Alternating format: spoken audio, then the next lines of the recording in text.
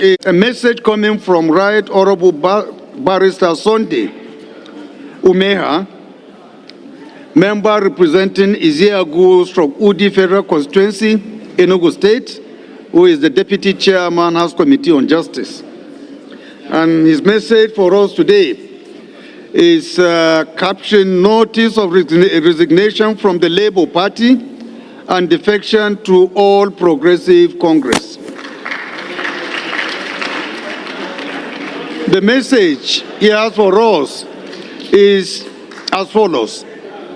My dear Speaker of the 10th House of Representatives, it is with utmost humility and strict adherence to the relevant extant laws that I formally notify you and my colleagues that after wide consultations with my constituents, leaders and relevant stakeholders, I have resigned my membership in the Labour Party and defected to the ruling All Progressive Congress APC.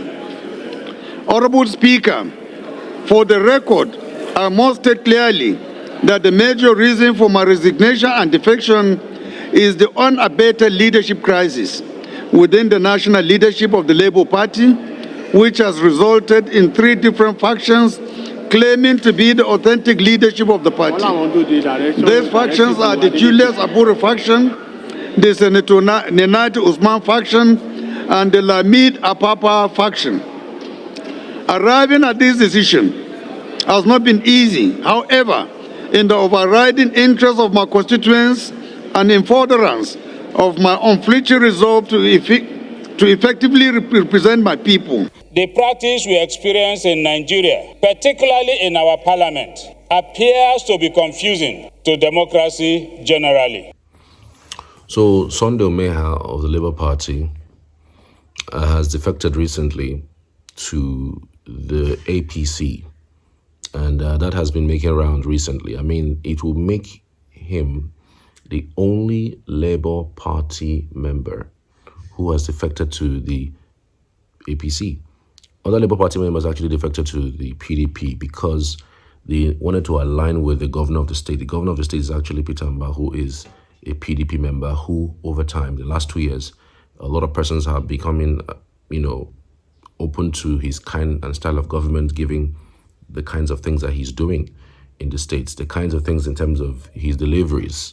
Within 2 years, he has practically surpassed a lot of parameters that people set that, in all indices, frankly speaking, given my journalistic judgment and the standard of quality of deliveries of and the timelines for, his promises, frankly speaking, he's scoring around a positive. All right. Having said that, so Labour Party members are aligning with him because they know that most politics, especially the politics of the state, are very local. They are not federally inclined. And given what Peter Obi did in 2023, there's a whole lot that may play out that might most likely be a problem if care is not taken. So I want to speak about this guy defecting to the APC. He makes him the only person in Enugu who is a serving member of the party from that particular state, Enugu. The only person in the APC, the only person who has an elected position in that particular state. What does that tell you? Well, there's a whole lot that, this would unpack in the coming days. Because again, let's track back a little bit in 2023. This guy won his elections in 2023 owing to Peter Obi's influence. You and I know that most of the Labour Party winners, those who won under the Labour Party umbrella or under the Labour Party fold, actually won because of the influence of Peter Obi at that time. And because, for presidential elections, House of Rep members elections, and senatorial elections are done in one day, you don't expect somebody to know that, okay, this one is Labour Party, this one is PDP, and this one is APC, so they go and vote differently. No. They say, Southeast especially, they used a lot of anger, because at that time the anger against the two parties was that it was a turn of the southeast. APC was coming to the south. They didn't give it to the southeast. PDP had an opportunity to give it to the southeasterner, and they didn't. They pushed Peter Obi away. In fact, Peter Obi that had a lot of followers and had this obedient movement, and the NSAS, movement was also fresh in the minds of people. So they were just looking for something totally different from what's, is in existence. And so they practically said no, that they're going to vote all out Labour Party. They're going to vote everybody, both PDP and APC, out of the entire Southeast. And that was what happened from the Southeast last elections. So people who won under the platform of Labour Party did not win on the merit of their strengths, on the merit of their abilities, on the merit of who they are, on the merit of whatever they represent. It was just that mantra, that Peter Obi's mantra, that they drunk from, and then they won their elections. Having said that, let me also let you know that it's not a bad thing to basically leave the party. After all, Peter Obi left PDP to go to Labour Party.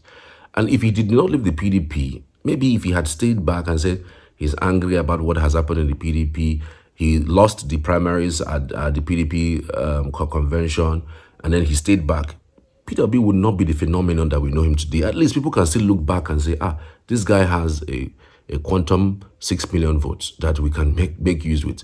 Even in the future, even if not anything happens in 2027, say 2027 came and gone, he didn't win that election in 2027, so 2031, he will still be mentioned. Anybody who is trying to raise anybody from the north would like to make him a vice from the south, because he already has a bank of voters, a bank of followership that has been following him. So even if anything happens, no matter what happens in 2027, whether he becomes the president or he, at the end of the day, 2031 comes, like it or leave it, he would be a phenomenon in so many years to come in Nigeria's political space. He will be the only person who has gone on to win most states, even without a governor. I'm telling you this because even if you compare him with Buhari, you can't, because Buhari never for once, the only time Buhari won one state was either 2023 or 2020 or 2007, when he won CPC, when he won in Nasarawa State. I think it was CPC that won in Nasarawa State. But Obi was able to win up to 12 states, including the FCT.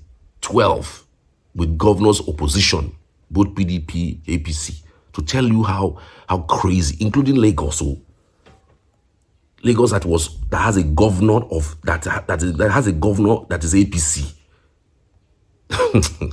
You don't know what really happened. 2023 was a tsunami. It was a devastating tsunami. So let me not deviate. Coming back to the reasons why these guys are defecting. There's no problem defecting, but the only issue is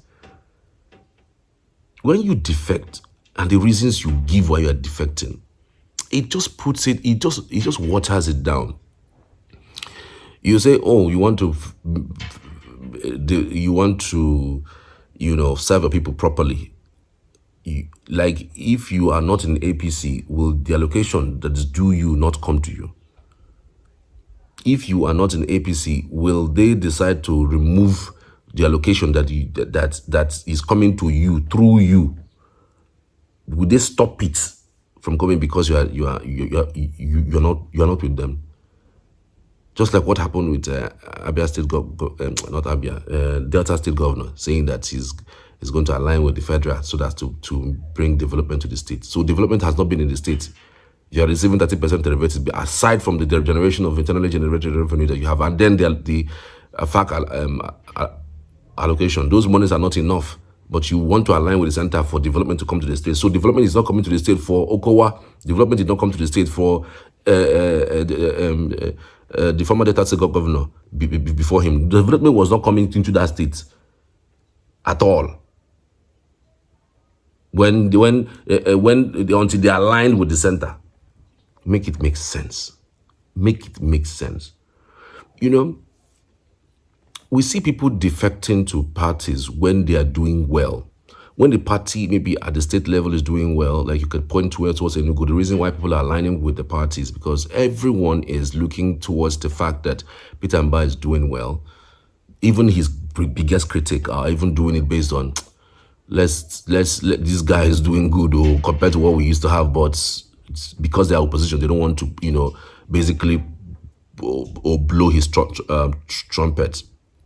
I mean, to the extent that the person who even contested against him, who was in the Labour Party that contested against him, has joined him. To tell you how crazy that is. So it is fair when you say people are doing well and are defecting to the party, but it is somewhat diabolical when you're not doing well. You're not doing well. You're not doing well, and people are coming to you. Either they have seen that they cannot beat you if they don't come to you, and it's the only way to beat you is by coming to you. And when they come to you, receive them, then they destroy you from inside. So this talk about one party state, you will be stunned at what's going to happen in that elections. It is, like I said, the 2027 elections is not going to be as easy as 2023, where, they just called the election results in the morning of 4 a.m. Everybody was just waking up and they were weak to go out. And, people will be vigilant as to what is going to happen. And nobody's going to take that excuse of glitch.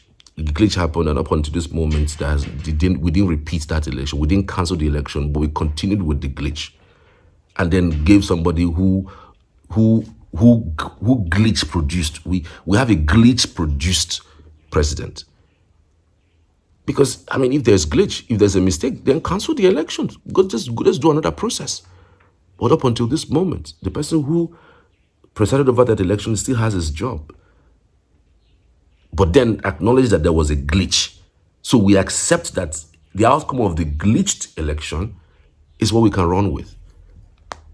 That is why we have always progressed in error in this country, because we have refused to correct our steps in the past. Even when we know that we were wrong in the past, we don't want to correct those mistakes. But then we want a bright future ahead. Make it make sense. So this scale of defection, especially for this guy, you can't take anything away from it. It's good to try his luck on his merits as someone who is an APC member in Enugu. It's good to try his luck. Truly, frankly speaking, it's good to try his luck. Let him try his luck and see where it takes him to, because APC is still largely unpopular in the Southeast because of that same sentiment of what Buhari did, how he handled the things in the East, and even Tinubu came and started doing the same thing, following that same style of marginalizing the Igbos, whether it is an appointment, whether it is in allocation of resources, whether it is even in simple adding the Southeast to dam construction, which Senator Ungu emphasized in my last post. It is still a problem. He continued, every 60 to 80% of the appointments he has done personally is actually from the Southwest. And then we're saying that we are one country. Even if Peter Obi goes on today to become president, he will do the same thing. He'll probably appoint people from the Southeast and South, more people from there. And then there'll be a few from the North. So what's all these things that we are thinking? We are in our mind, we are on the books, we are projecting one Nigeria. Then in our mind and in our heart, in our action, we're not doing it. What's all this nonsense about? So it's okay to try his luck, but it's going to be interesting to see what happens in 2027, especially in that zone which he represents. That zone which he represents, most of the anger from that axis is the fact that farmers' headers clashes have intensified, And because of the intensity of that farmer headers clash, the sing-song there is that it is the APC government under Buhari who allowed it to fester. And then they would use their languages to spread some of this information about the fact that APC is what started this whole, farmers headers clash. Before Buhari came on board, we hardly had farmers headers clash. We wasn't heard in Enugu or anywhere in the southeast. Nothing of that existed. Go and check. But Buhari came and it became a problem. Became an issue. It was almost seemed as if these guys they armed these people to go and take over people's lands. Benue is boiling up until this moment. And this government hasn't been able to do anything. Except for recently, they're trying to employ forest guards and all of those things. So let's see how it goes. Fingers crossed, everybody's watching. Let's see how it goes. Hopefully, APC makes inroads into the southeast, but as it stands right now, I really doubt it. Especially in Enugu, where I am. Well, Ebonyi State, it's a disconnected thing. The people there say that they didn't even vote APC. Or we all know how Umeha took the structure of the PDP into APC. Same thing with Imo and then Anambra. So, but say APC on its merit goes to campaign and win an election free and fair. Never. Not in the southeast. Not that I know of. But I'm hoping that they make inroads. That way, at least other political parties will stand up, and if they have the opportunity, they will do something for the people so that they are able to do better for what it is that they're in cause for. But it's interesting to see what happens. I appreciate you guys for watching. Tell me what you think. I'll also love to hear from you.